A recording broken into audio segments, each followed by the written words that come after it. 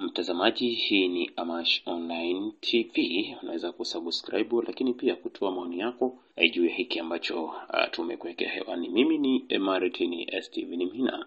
Ni kwamba mdau wa maendeleo mjini Korogwe, Dr. Grayson Kibwana Shedafa, amewaomba wakazi wa Korogwe kwa pamoja kushikamana kuweza kumchangia Rais wa Jamhuri ya Muungano wa Tanzania Dr. Samia Suluhu Hassan kiasi cha shilingi milioni 1 kwa ajili ya kuchukua fomu ya kuwania urais wa Jamhuri ya Muungano wa Tanzania, ambao uchaguzi unatarajiwa kufanyika Oktoba mwaka huu wa 2025. Kipi kimesababisha uweze kutoa ombi hilo kwa wanakorogwe? Hapa anafafanua. Tuko hapa mbeleni, tuna uchaguzi mkuu wa nchi yetu ambapo tutakwenda tunaamini tunataka amani, umoja, utulivu na mshikamano na maridhiano.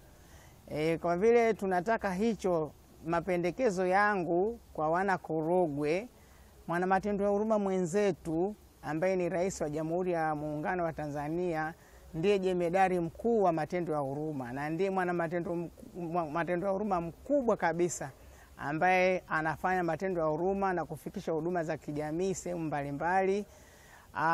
Tunaona mahospitali, mabarabara na mashule, vyote hivi ni matendo ya huruma yanafanyika. Sasa ili kuleta amani, maridhiano na utulivu, naomba wito wangu kwamba watu wa Korogwe, ile milioni 1 ya fomu, sisi tuwe ndio wachangiaji wa hiyo fomu, ili kwamba mama sasa awe ameona kabisa tunamuunga mkono. Kwa hiyo wito wangu ni kwamba watu wote tukubaliane, tushirikiane kutafuta milioni 1 ya fomu ya mama. Watu wa Korogwe tushikamane, tupate hiyo hela ili tuweze kupata hiyo fomu ya kutuma hiyo hela ya fomu ya mama.